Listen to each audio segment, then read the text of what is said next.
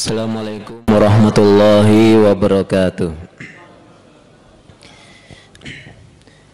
Innal hamdalillah nahmaduhu wa nasta'inuhu wa nastaghfiruh wa na'udzu billahi min shururi anfusina wa sayyiati a'malina. May yahdihillahu fala mudhillalah wa may yudlil fala hadiyalah. Asyhadu an la ilaha illallah wahdahu la syarikalah wa asyhadu anna Muhammadan abduhu wa rasuluh. Allahumma salli wa sallim ala nabiyyina Muhammadin wa ala alihi wa sahbihi ajmain. Bapak-bapak, ibu-ibu jamaah yang dirahmati Allah Subhanahu wa taala, puji syukur kita panjatkan kehadirat Allah Subhanahu wa taala. Salawat dan salam semoga senantiasa terlimpah kepada Nabi Muhammad sallallahu alaihi wasallam dan kepada seluruh keluarga, sahabat, tabi'in, tabi'ut tabi'in serta umat beliau hingga akhir zaman. Bapak Ibu yang dirahmati Allah Subhanahu wa taala, alhamdulillah pada kesempatan yang mulia ini kita kembali bisa berjumpa dalam majelis ilmu yang semoga majelis ini benar-benar mendatangkan barokah, mendatangkan manfaat pada diri kita, pada keluarga kita, pada lingkungan kita, sehingga sepulang dari tempat ini kita bisa meningkat derajat keimanan kita dan bisa terampuni segala dosa-dosa kita, dan kita bisa mendakwahkan apa yang telah kita ketahui kepada orang-orang sekitar kita. Kemudian jamaah yang dirahmati Allah, kajian pada malam hari ini sampai pada bab yang ke-24. Yang ke-24. Temanya adalah tentang sihir, kerasukan dan penyakit ain. Ini adalah sebuah tema yang mungkin sering dibahas oleh para asatid, ya, baik di masjid ini ataupun di masjid-masjid yang lain. Kenapa sering kita sampaikan? Kenapa sering disampaikan oleh para ustadz? Karena masalah ini benar-benar masalah yang serius di akhir-akhir ini. Hampir-hampir banyak keluarga yang mendapatkan ujian dari hal-hal ini, dari penyakit-penyakit ini. Entah orang yang saling mencintai menjadi saling membenci karena sihir, entah seseorang yang hidupnya tenang, aman, biasa-biasa saja, kemudian suatu saat dia hilang akalnya, ya, karena diganggu oleh setan, atau seseorang yang mereka memiliki wajah yang ganteng atau cantik, anak-anak yang lucu, kemudian tiba-tiba langsung berubah 180 derajat karena tertimpa penyakit ain. Apa yang dimaksud dari hal-hal ini? Yang pertama, Bapak Ibu rahmati Allah, sihir itu adalah segala pengaruh jahat dari setan, ya. Dan memang tugasnya setan itu adalah mengganggu manusia, baik dia itu disuruh oleh manusia yang jahat atau tidak disuruh, memang kegiatannya adalah mengganggu. Namun seringkali yang namanya sihir adalah memang perbuatan setan, ya, jin kafir yang diperintahkan oleh manusia yang jahat. Dan lagi-lagi kita sampaikan bahwa sihir itu dari dulu sampai sekarang rata-rata itu hanya membuat orang yang saling mencintai menjadi saling membenci. Itu rata-rata seperti itu sihir itu. Membuat orang yang sehat menjadi sakit, membuat orang yang usahanya lancar menjadi rugi. Rata-rata hanya masalah keduniaan, hanya masalah seperti itu. Orang yang bahagia menjadi sedih. Orang yang dia kehidupannya itu sudah mapan menjadi orang yang paling dibenci oleh masyarakatnya. Itu sihir seperti itu. Kemudian wasilah-wasilahnya dari dulu sampai sekarang juga seperti itu. Jadi setan itu nyun sewu, setan itu bodoh saja nih. Jadi caranya itu dari dulu seperti itu aja. dengan buhul-buhul, ya, ikatan-ikatan, ya.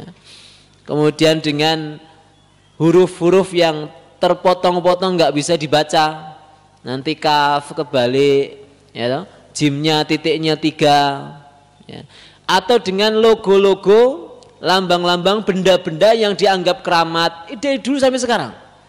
Gambar yang katanya adalah sendalnya Nabi. Nah, pernah lihat jenengan? Banyak sekali sekarang topi-topi, pecis-pecis, jenengan nanti persani. Ada gambar seperti ini, gini, kemudian, gitu. Jadi bentuknya seperti biola. Yang dipercaya ini adalah, ya, sendalnya Nabi. Ya, orang yang memakai pecis yang ada gambarnya seperti itu, dia lebih barokah, dia gampang mendatangkan rezeki dan seterusnya. Kadangkala dengan benda keramat berupa batu diambil dari kuburan, ya, atau diambil dari tulang dan sebagainya. Dari dulu sampai sekarang seperti ini. Atau taring harimau, taring hewan yang buas dipakai untuk, yang aneh lagi, ya, ini setane wong Jawa itu, ya, peniti, ya, peniti itu bisa dipakai untuk, ya, tolak balak katanya, ya. Atau lucu lagi ada bawang putih, ya. Ya, jadi disandingkan ke bayi, nanti ini bisa menjaga bayinya. Brambang kok iso njogo bayi, ya.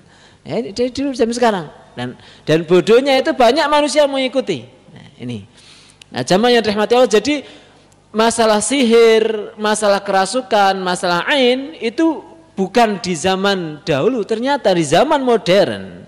Semakin modern, jangan lihat di obrolan medsos itu, ya, semakin modern, semakin jahiliyah, ya. Karena orang jauh dari ajaran agama. Kemudian jemaah yang dirahmati Allah, ain, apa itu ain? Almas yang kedua, ya, almas. Almas itu apa? Almas itu kerasukan, yaitu orang itu kena pengaruh setan, kemudian hilang akalnya, ya. Dia tidak bisa berbicara dengan baik, ya. Dia tidak mengenali orang-orang sekitarnya, ya. Jadi seperti orang mabuk, Pak. Itu namanya kerasukan.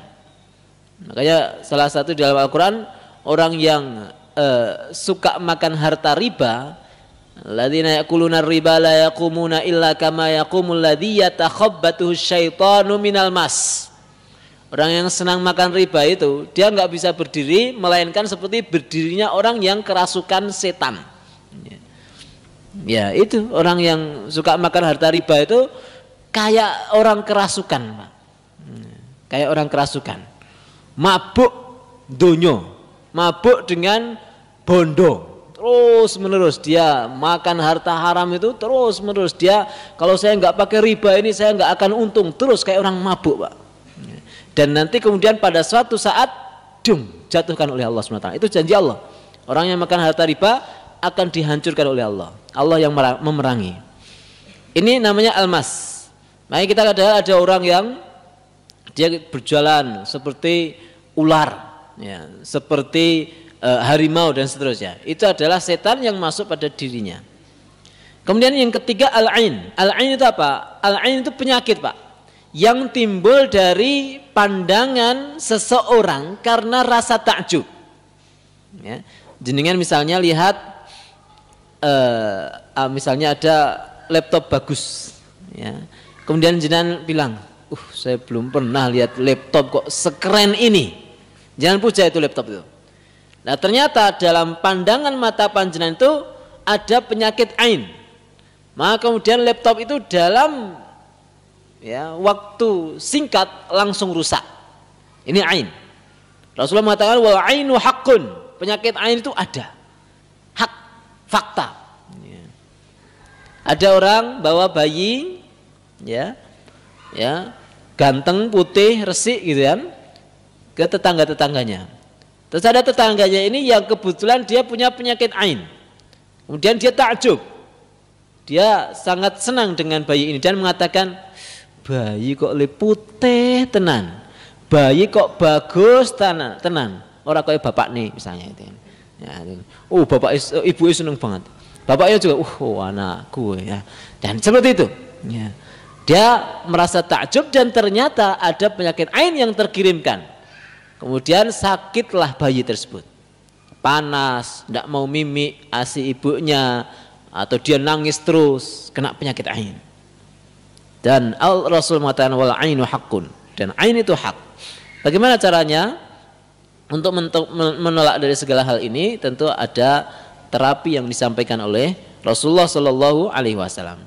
Namun yang pertama kita harus sampaikan bahwa dunia ini adalah tempat ujian, Pak. Ya, Bu.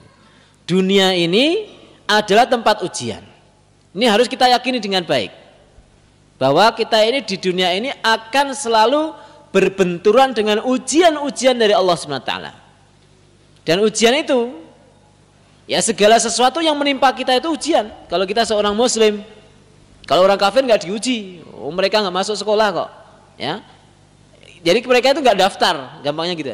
Kalau orang muslim masuk sekolahan, dia menjadi siswa, maka dia akan mendapatkan ujian-ujian terus-menerus. Bukan hanya mid semester, bukan hanya akhir tahun, tapi terus mungkin setiap hari adalah ujian-ujian dari Allah SWT. Tapi kalau orang kafir dibiarkan sama Allah, ya, dibiarkan sama Allah SWT. Makanya orang kafir mereka, senang-senang, ya memang nggak diuji ya. Kita diuji. Nah ujian itu kadang-kadang Bapak Ibu berupa keburukan, sesuatu yang enggak kita sukai. Tapi juga ujian berupa kebaikan, sesuatu yang kita sukai. Itu juga sebuah ujian. Diberikan ujian, Allah mudahkan kita beli motor yang bagus, ya toh? Kemudian kita kemana-mana naik motor sama anaknya sama putunya, lupa sholat jamaah. Nah ini berarti ini gagal, ini orang ini gagal dari ujian berupa kenikmatan. Yang paling sering adalah apa?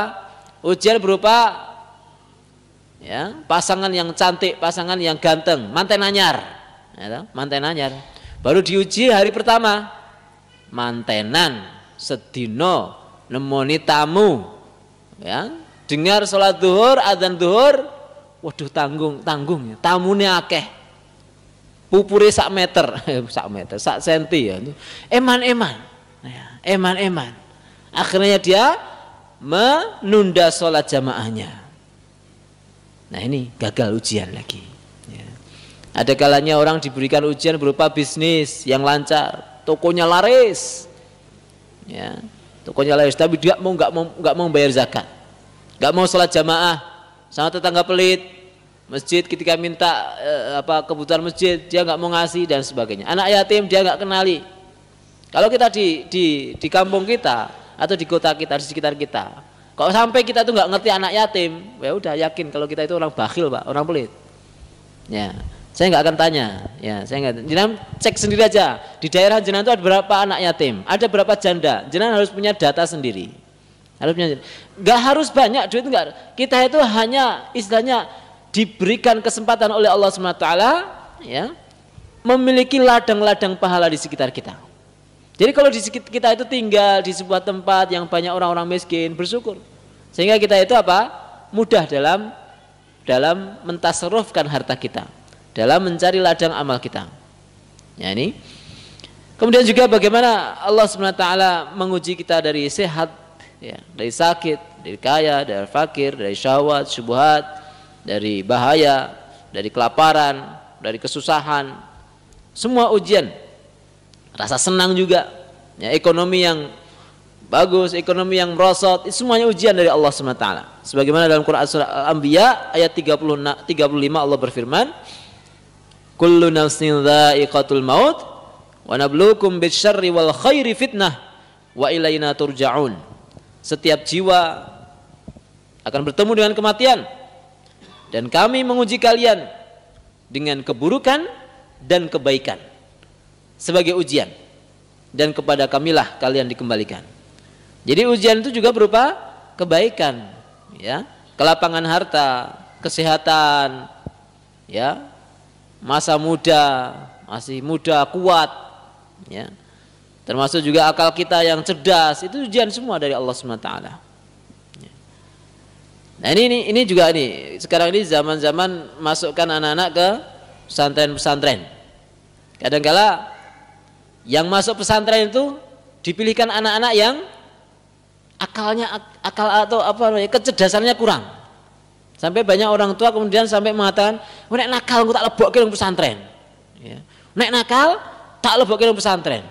Sehingga apa? Yang masuk di pesantren itu orang-orang yang bodoh-bodoh, Pak. Ya. KW3 gitu ya. Jadi ya padahal Bapak Ibu rahimakumullah, ini amanah agama, ini berat, lebih berat daripada amanah dunia. Seharusnya apa? Seharusnya sekarang paradigma kita, cara berpikir kita harusnya dibalik, Pak. Masalah dunia, masalah donyo, KW3 aja lah. Gitu. Mau jadi insinyur, mau jadi, pokoknya dunia itu anak-anak yang biasa-biasa. Insya Allah itu hebat, Pak. Saya banyak tahu teman-teman yang biasa-biasa, luar biasa mereka sekarang. Tapi kalau masalah agama, masuk pesantren, cari anak-anak yang cerdas. Apalagi kuat, badannya kuat, ya, wajahnya ganteng, tinggi, besar, kayak gitu. Sehingga nanti ketika dakwah, ya ketika mereka belajar, mereka dakwah itu meyakinkan, Pak. Gitu. Jadi bukan malah dicarikan orang-orang ya generasi yang lemah-lemah. Ya. Sehingga agama ini nanti dibawa oleh para generasi muda yang hebat, yang cerdas, yang kuat hafalannya dan sebagainya. Ya. Kemudian jemaah yang dirahmati Allah SWT, ini poin yang pertama. Yang kedua, harus kita sadari bahwa orang-orang yang terkena masalah tadi, ya disihir atau kerasukan atau kena penyakit ain, itu memang ada beberapa faktor. Jangan kita terburu-buru menuduh mereka adalah orang-orang yang jahat atau orang-orang yang lemah iman. Jangan. Ya. Orang kerasukan langsung, wah ini kurang, sholatnya ini mesti kurang. Orang kena penyakit ain langsung kita katakan, oh ini berarti orang ini dibenci Allah. Jangan buru-buru seperti itu. Ada beberapa faktor. Yang pertama, bisa jadi orang yang kena sihir, orang kerasukan, kena penyakit ain, itu memang ujian, ibtila minallah, ujian dari Allah SWT. Bisa jadi dia orang soleh, Pak, ahli tahajud, puasa sunnah, bacaan Al-Qur'annya luar biasa, zikirnya Masya Allah. Kok bisa dia kerasukan? Kok bisa dia kena sihir? Sangat bisa. Karena kembali kepada poin yang pertama tadi, bahwa dunia ini adalah darul bala, tempat ujian dari Allah. Ujiannya macam-macam. Ya salah satunya diuji dengan, ada kan beberapa orang yang sampai diuji oleh Allah dalam menjadi orang gila, stres. Ujian dari Allah SWT. Mungkin panjenengan pernah lihat itu di sebuah YouTube gitu ya, ada orang gila bisa membaca Al-Quran begitu bagusnya, gitu ya. Ujian Masya Allah luar biasa ya. Sebagaimana yang menimpa atas pribadi Rasulullah SAW sendiri. Rasulullah itu pernah kena sihir, Pak. Itu Rasulullah, orang yang maksum, tidak punya dosa, Pak. Itu bisa kena sihir. Dalam hadis riwayat Bukhari dan Muslim dari hadis Aisyah radhiyallahu anha, beliau menceritakan seorang Yahudi, ya, dari Yahudi Bani Zuraiq, namanya Labid bin A'sam. Dia telah menyihir Rasulullah SAW. Telah menyihir Rasulullah. Sampai-sampai kata Aisyah, Rasulullah itu menghayalkan sesuatu yang dia lakukan padahal belum dia lakukan. Jadi seakan-akan kayaknya saya sudah melakukan ini nih, padahal belum. Ya. Ini pengaruh sihirnya orang Yahudi itu. Jadi Rasulullah kena sihir tapi tidak sampai kerasukan atau sampai hilang akal, tidak. Karena itu adalah sesuatu yang tidak pantas dimiliki oleh seorang nabi. Tapi dia kena pengaruh sihir tersebut. Kemudian datanglah dua malaikat dan mengabari bahwa beliau disihir dan menunjukkan tempat ya di sihirnya, kemudian supaya menguburkannya. Jadi salah satu jadi cara menghilangkan pengaruh sihir adalah menghilangkan benda sumber dari munculnya sihir tersebut. Kadangkala berupa tadi buhul-buhul, ikatan-ikatan, atau rambut, atau patung kecil, atau mungkin akik, atau kadangkala bunga yang ditebarkan di depan rumah, atau keris yang ditimbun dan seterusnya. Pengaruh cara paling efektif menghilangkan pengaruh sihir adalah menghilangkan benda tersebut. Bacakan surat Muawwidzatain Misalnya ayat kursi, Al-Fatihah, kemudian bakar. Ya. Itu paling efektif menghilangkan pengaruh sihir. Kemudian jamaah yang dirahmati Allah Subhanahu wa taala, cuma bagaimana cara menghilangkannya? Ya ini. Kadang-kala bisa dengan ikhtiar, doa, kadang-kala bisa datang dalam mimpi. Kadang-kala memang Allah memberikan ilham pada seseorang yang kena sihir ini, ya. Dan ini saya kira sangat lazim bagi beberapa kawan-kawan yang suka meruqyah, ya. Allah berikan petunjuk kepada mereka bisa mengetahui tempat sihir di mana, ya.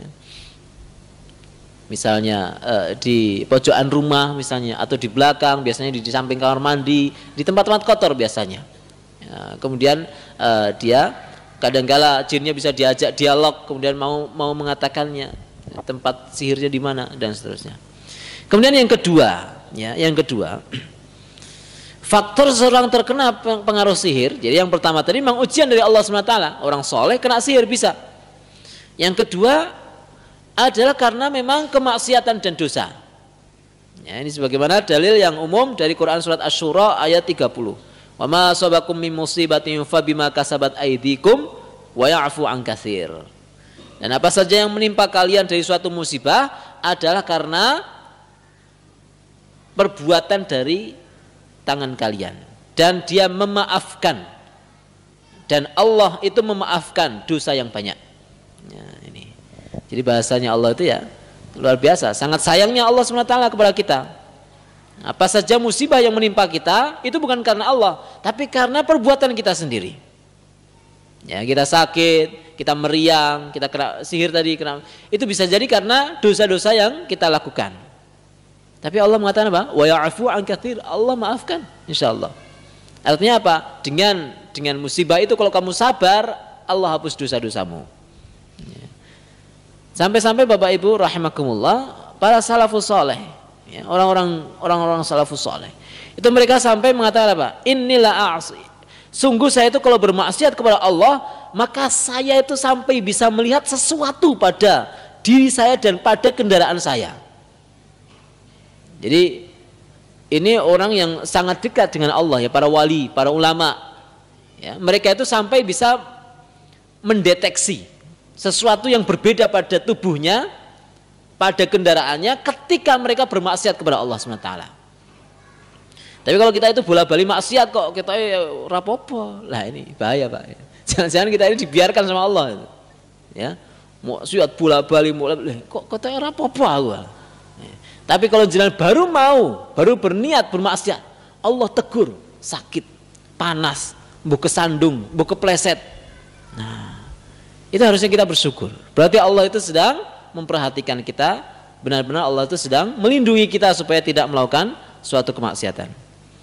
Kemudian yang ketiga, ghaflah. Karena apa? Lalai an dzikrillah, dari berzikir kepada Allah. Dan ini yang sering menimpa pada banyak orang. Seseorang itu bisa kerasukan, seseorang kena sihir itu karena lalai dari berzikir kepada Allah. Kenapa? Karena satu-satunya yang bisa membentengi seseorang dari pengaruh sihir, ya, dari pengaruh-pengaruh jahat dari setan, itu adalah zikir kepada Allah. Kalau kita tidak berzikir, berarti kita itu seperti orang perang nggak bawa tameng. Ya. Orang mau tempur, nah kita ini kan tempur, aduun. Setan itu kan musuh kita. Setiap hari kita itu bertemu dengan musuh-musuh.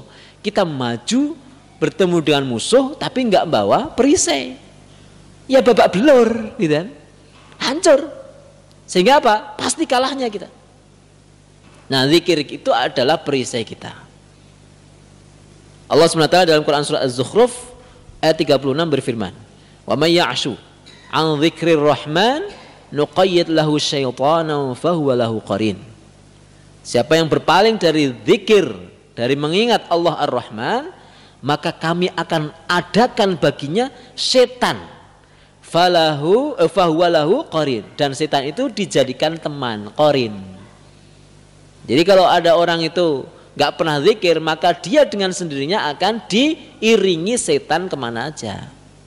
Nah, supaya dia tidak punya qarin setan, banyak berzikir. Qarin setan paling nggak tahan dengan zikir-zikir. Gitu. Maka ahli zikir, orang-orang yang ahli zikir, orang-orang yang senang baca Al-Quran, dia jauh dari qarin setan.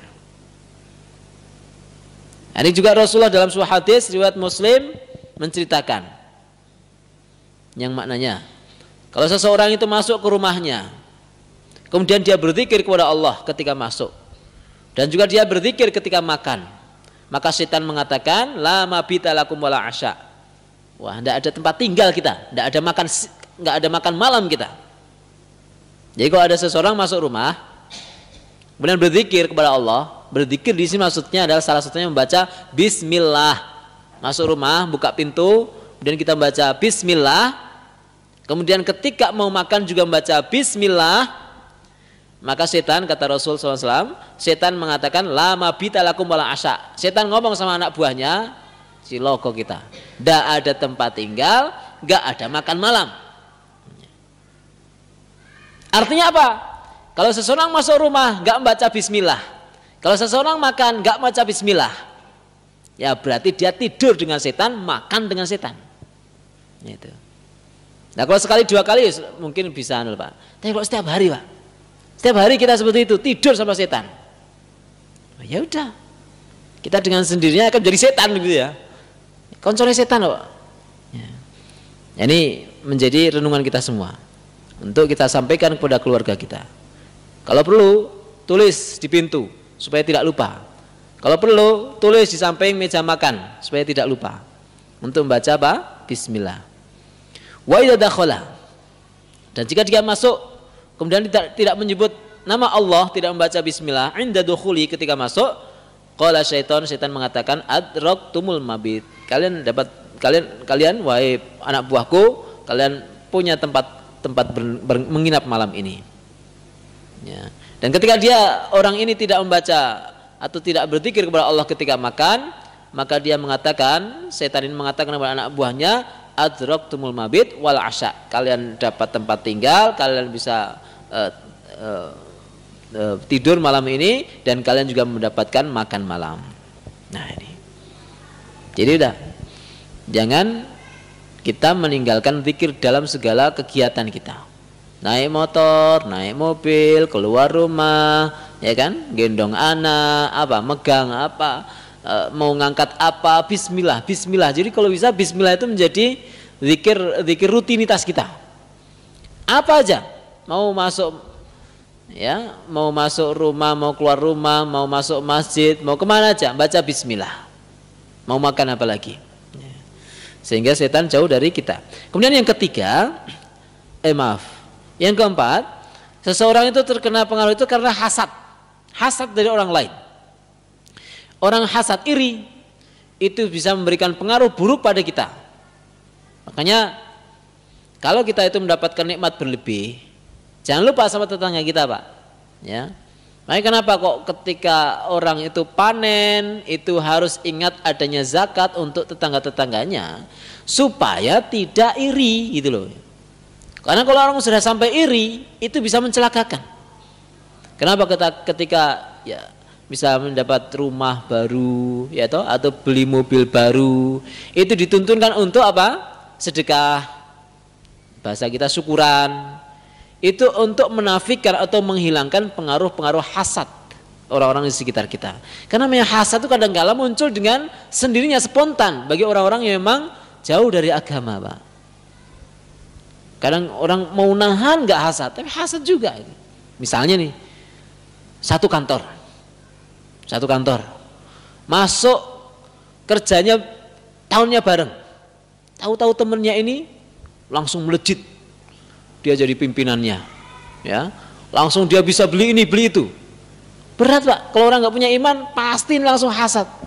Biar rekoso bareng, saya kira gelem salaman roh aku, rakelingan roh aku. Padahal biar saya ngajak mlebu kene iki aku, mulai hasad. Ya. Tetangga beli TV, tetangga beli motor baru, kita sudah susah payah kerja, belum bisa beli motor juga, mulai muncul hasad. Nah ini hasad ini akan melahirkan apa yang disebut penyakit ain, ya, penyakit ain. Tapi juga penyakit ain itu muncul karena takjub, bukan hanya hasad, tapi takjub. Takjub itu apa bahasanya ya? Ya terpesona gitu ya. Ya. Terpesona. Ya. Ya. masya Allah ya, luar biasa ya, itu takjub itu. Atau hasad, sebaliknya nggak suka. Jadi kita kalau tidak suka akan nikmat yang dirasakan oleh orang lain, cukuplah kita disebut sebagai orang yang hasad. Ya, cukuplah itu disebut sebagai orang hasad. Nah, hasad yang lebih dahsyat, lebih berat adalah tidak suka dan kemudian berusaha menghilangkan nikmat itu dari orang lain. Ini hasad yang lebih dahsyat, lebih membahayakan. Hanya sekedar nggak suka aja itu nggak boleh, apalagi sampai berusaha menghilangkan nikmat tersebut, nyalai, ya, supaya nikmatnya itu segera hilang. Ya. Nah, ini Bapak Ibu rahimakumullah. Dan di dalam Al-Quran, Quran surat Al-Qalam ayat 51, Allah menyampaikan bagaimana orang-orang kafir mereka memakai jurus ain ini supaya melemahkan dakwahnya Rasulullah Shallallahu Alaihi Wasallam. Allah berfirman, wa iyyakadul ladzina kafaru la yuzliqunaka bi absarihim lamma sami'u dzikr. Dan sungguh, ya, hampir-hampir saja orang-orang kafir itu mereka menggelincirkan kamu hai Muhammad dengan pandangan mata mereka, pandangan mata mereka. Ya, maksudnya apa? Dengan pengaruh ain. Lamma sami'u dzikr, tatkala mereka mendengar Al-Qur'an. Takjub, orang kafir itu mendengar Al-Qur'an itu takjub. Tapi takjubnya mereka itu menimbulkan pengaruh sihir. Jadi semua orang saya kira suka ya dipuji di alam-alam itu suka ya. Tapi tetap harus bahaya. Kita harus waspada. Nah, bagaimana supaya ketika kita dipuji kita tidak kena pengaruh ain dari orang tersebut? Maka ada salah satu yang pertama adalah ya, jelas ya tadi membaca zikir, dan zikir yang paling mudah adalah membaca Allahumma barik alaih. Allahumma barik alaih, ya Allah berkahi. Ya. Jadi kalau ada orang yang memuji anak kita, kita jawab Allahumma barik alaih. Atau bahasa yang paling mudah sekarang barakallahu alaik atau barakallahu fik. Pokoknya ada kalimat barokah gitu lah. Nggih mugi-mugi berkah nggih Pak nggih. Ngoten mon. Jenengan misalnya dipuji motornya jenengan bagus. Elok saiki wis gaya motore NMAX. Baca misalnya gitu. Jangan jawab aja, semoga-moga barokah gitu ya. Jangan malahan jenengan tambah-nambah, oh ya oleh aku kerja ya rekoso tenan nih padake. Wah, itu bahaya, Pak. Bisa sehari atau sorenya NMAX-nya jenengan tabrakan, bisa. Karena pengaruh ain. Langsung rusak, langsung nggak bisa dipakai. Karena pengaruh ain itu bukan hanya pada seseorang, tapi juga sampai kepada benda-benda mati. Ya, karpet, bahkan kayak gitu aja. Rumah langsung rusak, kendaraan langsung macet-macet dan sebagainya. Makanya ini pertama, yaitu membacakan barokah. Kemudian yang kedua, yaitu kalau itu terjadi pada seseorang, sebagaimana yang terjadi di zaman Rasul, maka orang ini dimandikan dengan bekas air wudhu orang-orang yang meluncurkan penyakit ain. Ya. Jadi ini pernah terjadi di zaman Rasul. Ada seorang sahabat sedang mandi dan kebetulan sahabat ini putih sekali kulitnya. Dan ada seorang sahabat mengatakan, saya nggak pernah lihat ya orang yang punya kulit seputih ini, bahkan ini lebih putih daripada seorang perempuan. Dipuji itu. Langsung seketika sahabat ini langsung jatuh, langsung sakit. Apa yang terjadi kemudian dilaporkan kepada Rasulullah SAW. Kemudian Rasulullah SAW menyuruh orang yang memuji itu untuk berwudu. Kemudian air wudunya, bekas air wudunya ditampung, kemudian dibasuhkan pada orang yang sakit tersebut dan langsung sembuh seketika. Ini juga cara ikhtiar yang kedua. Lah kalau kita nggak tahu siapa yang meluncurkan penyakit ain, ya kalau bisa ya sebanyak mungkin orang ya berwudu yang pernah bertemu dengan orang yang sakit itu, ya kita ambil air wudunya, agak rumit memang. Ya, kemudian kita basuhkan. Ya misalnya kan bisa dideteksi itu. Misalnya kita sedang bawa anak kita ke tetangga, kemudian kok ternyata langsung sakit. Ya kan langsung kita bisa ini mungkin si ibu tadi. Bu nyun sewu jenengan mangke menawi wudu saya nyuwun, saya minta air wudhunya jenengan nggih. Lho kok pripun Bu? Nggih mboten napa-napa niki lari kula kok rada meriang. Ngoten mawon. Karena kalau mau menjelaskan penyakit ain mungkin beliau belum paham, sudah seperti itu aja. Maka kemudian ditampung, kemudian langsung dibasuhkan pada orang yang sakit tersebut. Kemudian jamaah yang rahmati Allah, sampai Rasulullah itu sampai mengatakan dalam masalah ini, innal aina la tudkhilur rajulal qabra. Sungguh ain itu, sungguh dia bisa memasukkan orang ke dalam kuburannya.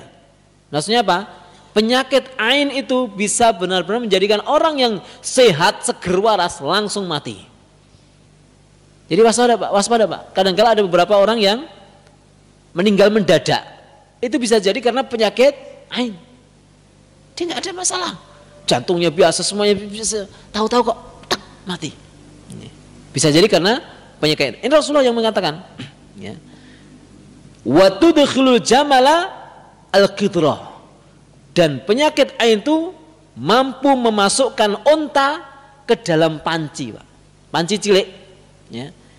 Panci kecil, Pak. Sesuatu yang sepertinya mustahil itu bisa dilakukan oleh penyakit ain. Seperti yang mustahil, unta kok iso mlebu panci cilik. Itu mampu.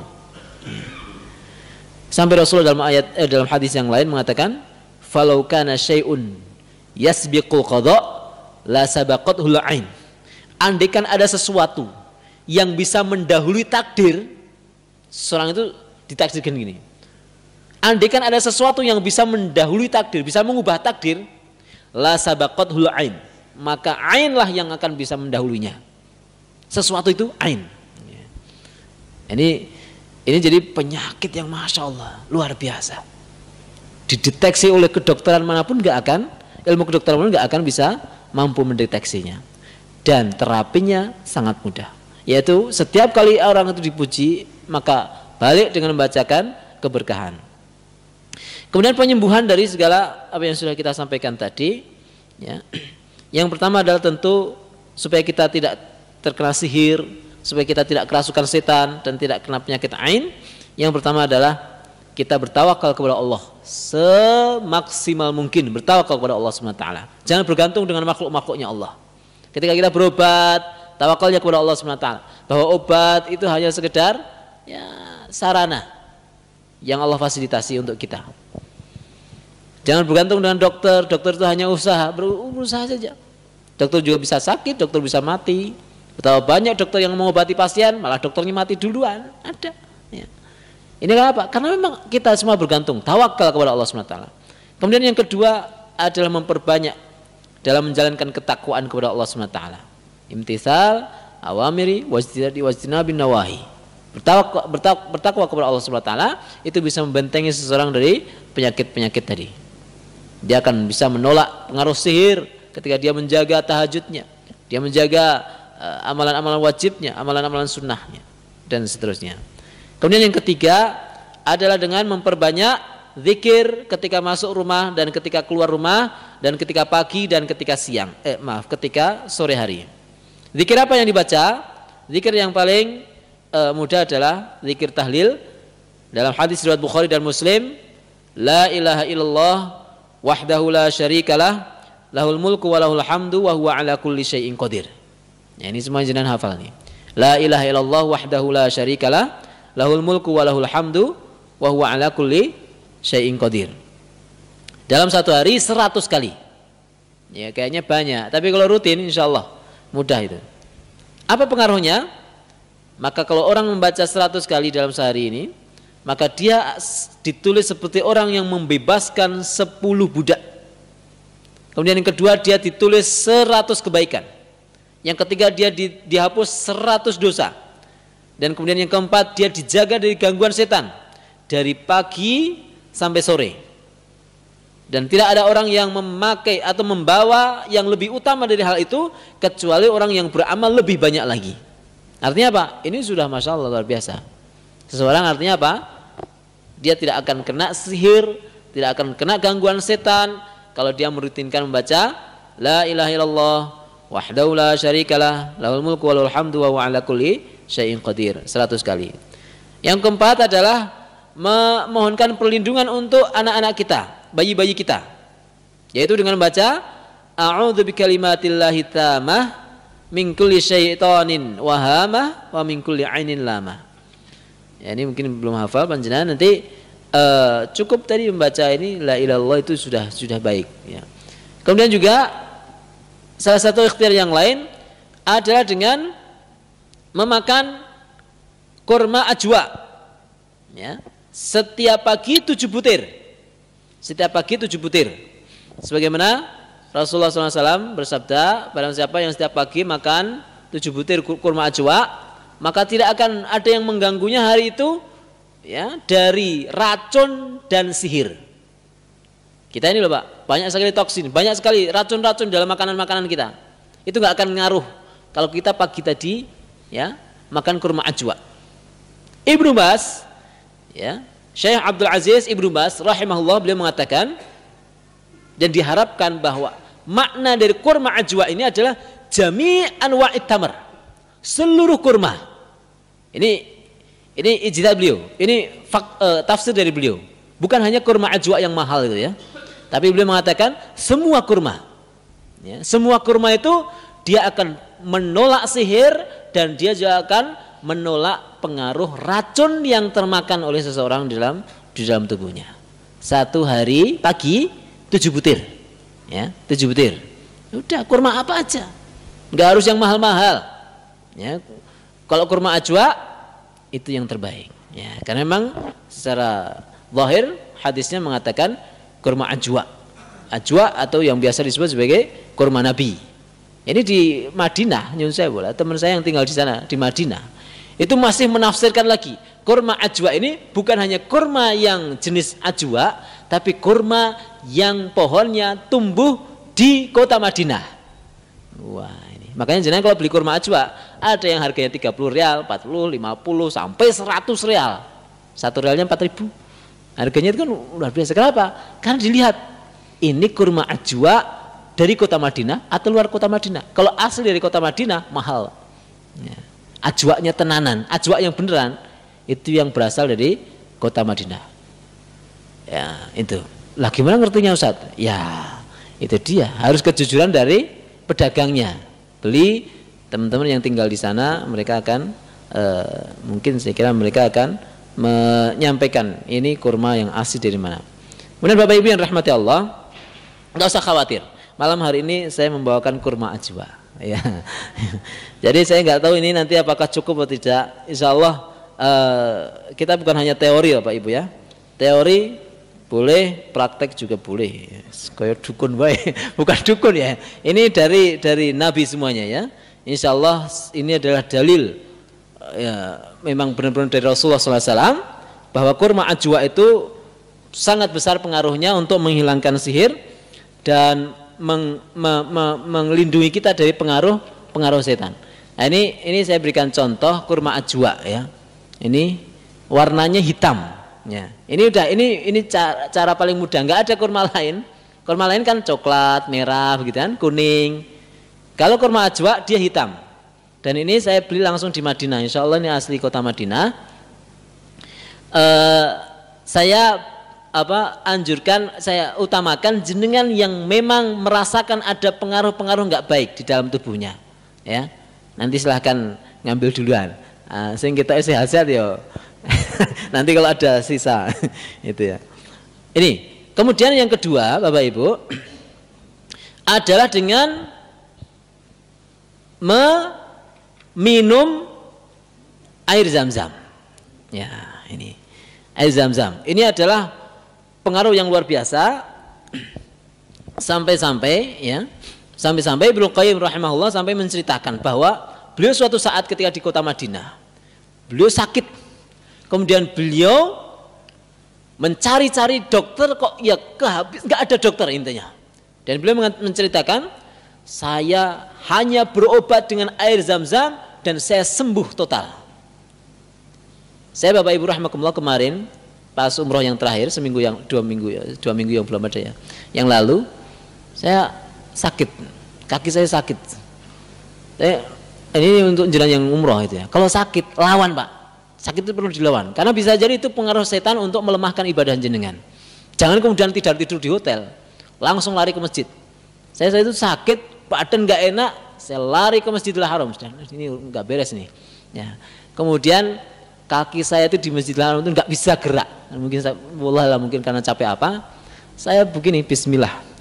Ya Allah, ya, saya berada di dekat air yang terbaik di muka bumi ini. Dan saya yakin bahwa air ini adalah penyembuh, air Zam-Zam. Sembuhkan saya. Saya ambil air Zam-Zam, saya balurkan. Bismillah, ya, Bismillah. Hanya Bismillah saja. Kemudian saya balurkan. Seketika, Pak, benar-benar seketika. Semua penyakit itu hilang. Kaki saya yang sebelumnya sakit sekali itu, saya hanya balurkan air Zam-Zam, langsung sembuh. Nah, ini sekarang prakteknya. Saya juga membawa air Zam-Zam. Air Zam-Zam. Nah, ini. Nah, Bapak Ibu, ini ya, karena memang sudah mau Isya, saya ada beberapa air Zam-Zam, cuma gelasnya hanya sedikit aja. Ayo, Bismillah, kita buktikan, Pak. Kita buktikan bahwa Allah itu memiliki penyembuh yang luar biasa, ya. Yaitu kurma ajwa dan air Zam-Zam. Ini memang hanya sedikit, Pak, sedikit. Tapi jenengan daripada beli obat jutaan, jangan lebih baik beli air Zam-Zam. Di Indonesia katanya mahal. Memang 1 galon 5 liter berapa? 400.000 kan? Kita larang ya. Tapi naik opnam jutaan, wah rapopo. BPJS. Opnam jutaan katanya nggak apa-apa. 2 juta, 3 juta. Beli air Zam-Zam 400.000, larang. Ya Allah. Beli air Zam-Zam, Pak. Daripada panjenengan yang saya kadang-kala beli minuman air mineral, air di supermarket itu harganya 10.000, 20.000. Air Zam-Zam itu kalau kita ukur 400.000, 5 liter. Kalau dijadikan 250 liter itu kalau saya hitung itu 20.000. Ini semoga suatu saat saya pengen suatu saat punya usaha ya ini tadi. Jadi ya botol air Zam-Zam kecil-kecil gitu aja lah. Ya kita kecil-kecil gitu aja. Kemudian dijual supaya apa? Jadi bukan beli 400.000 ya, harga 10.000 lah. Kan nggak harus banyak-banyak, air Zam-Zam hanya untuk lantaran aja, sedikit aja. Kemudian kita doakan. Baik Bapak Ibu, saya mohon Bapak Ibu yang mungkin ada sakit-sakit apa gitu ya, untuk maju ke depan. Kemudian sambil adzan nggak apa-apa nggih. Nanti setelah adzan, kemudian sebelumnya kita bacakan dulu air Zam-Zam ini, semoga menjadi wasilah jenengan untuk kesembuhan, yaitu dengan membacakan Al-Fatihah sebagaimana memang disunahkan oleh Rasulullah SAW. Kalau kita mau memakai wasilah air, kalau nggak punya air Zam-Zam, air biasa aja, bacakan Al-Fatihah. Bacakan Al-Fatihah, kemudian niatkan untuk kesembuhan. Ini saya mohon tolong Bapak Ibu semuanya untuk bareng-bareng kita bacakan Al-Fatihah di air ini. Semoga yang hadir yang sakit apa gitu, nanti diberikan kesembuhan oleh Allah SWT. Okay? Baik, kita baca bareng-bareng nggih Al-Fatihah nggih. A'udzu billahi minasyaitonir rajim. Bismillahirrahmanirrahim. Alhamdulillahi rabbil alamin. Ar-Rahmanir-Rahim. Maliki yaumiddin. Iyyaka na'budu wa iyyaka nasta'in. Ihdinas siratal mustaqim. Siratal ladzina an'amta 'alaihim ghairil maghdubi 'alaihim waladdallin.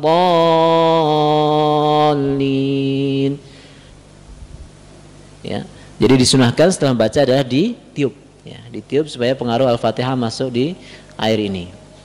Monggo Bapak Ibu, silahkan Bapak kalau mau adzan. Yang sakit-sakit duluan monggo kita silahkan bisa minum air Zam-Zam dan boleh ngambil kurma ajwa. Kalau kurma ajwanya monggolah, ini mungkin bisa diputarkan, monggo silahkan. Dari saya wa akhiru da'wana, assalamualaikum warahmatullahi wabarakatuh.